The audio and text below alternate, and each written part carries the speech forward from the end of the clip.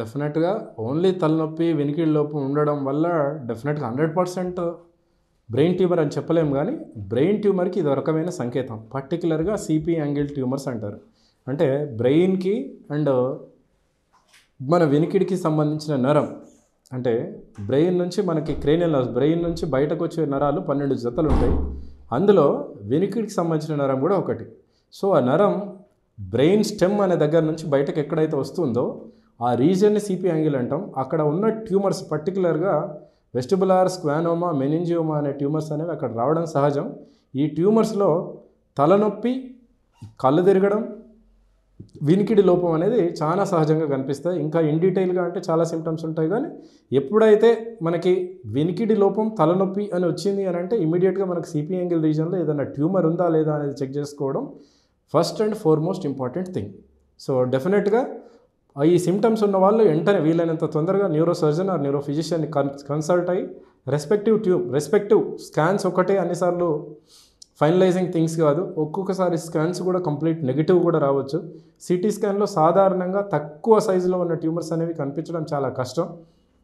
So, పెద్ద సైజులో ఉన్న ట్యూమర్స్ కానీ లేదు అని అంటే చిన్న సైజులో ఉన్న ట్యూమర్స్ని కూడా చూడాలి అని అంటే ఎంఆర్ఐ బ్రెయిన్ విత్ కాంట్రాస్ట్ అని స్టడీ చేసుకోవడం వల్ల మనకు అక్కడ ట్యూమర్ ఉందా లేదా తెలుస్తుంది.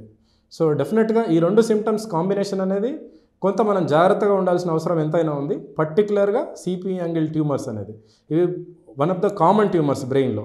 సో, పర్టిక్యులర్‌గా ఈ వెనికిడి లోపం హెడేక్ ఉన్నప్పుడు చాలామంది ఏం చేస్తారంటే హెడేక్ అనేది కామన్‌గా చాలామందిలో ఉంటుంది కదా, మనకు కూడా హెడేక్ ఉంది, వినికిడి లోపంతో అని ఎంతసేపు చెవులకు సంబంధించి చిన్నదే కదా సరిగ్గా వినబడతలేదు, చెవు లోపల బ్యాగ్స్ ఉందో ఇంకేదైనా ఇన్ఫెక్షన్ అనుకొని చాలామంది నెగ్లెక్ట్ చేస్తూ ఉంటారు.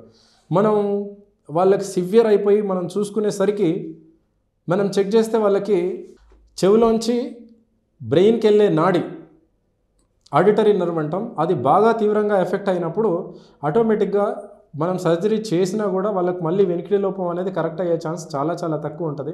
అక్కడున్న ట్యూమర్ భాగం అనేది పెరుగుతూ వస్తుంటే మనకు సిమ్టమ్స్ అనేవి బయటకు కనిపిస్తూ ఉంటాయి. ఎప్పుడైనా వినికిడి లోపం ఉండి వినికిడి తక్కువ అవ్వడం, హెడేక్ ఉండి దీంతో పాటు మూతి వంకర పోతుందా లేదా అనేది గుర్తుంచుకోవాల్సిన విషయం.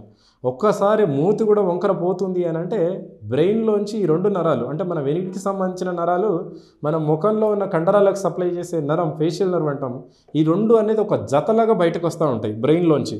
సో, ఇవి రెండు బ్రెయిన్ నుంచి బయటకు వచ్చేటప్పుడు స్కల్ బేస్ అంటే పుర్రె అడుగు భాగంలోంచి ఒకే రకమైన హోల్లోంచి రెండు బయటకు రావడం ద్వారా ఏ దానికి ట్యూమర్ వచ్చినా, ఈ వెనికిడికి సంబంధించిన నరానికి ట్యూమర్ వచ్చినా లేదు అని అంటే ఇవి రెండు బ్రెయిన్ నుంచి బయటకు వచ్చే ఏరియాలో ట్యూమర్స్ వచ్చినా లేకపోతే అక్కడ ఏమన్నా వేరే ఇంకేమన్నా ఇన్ఫ్లమేటరీ ప్రాసెస్ వచ్చినా, చీమ్ గడ్డలు లాంటివి వచ్చినా ఆటోమేటిక్గా ఈ రెండు నరాలు ఎఫెక్ట్ అయ్యే అవకాశం ఉంటుంది.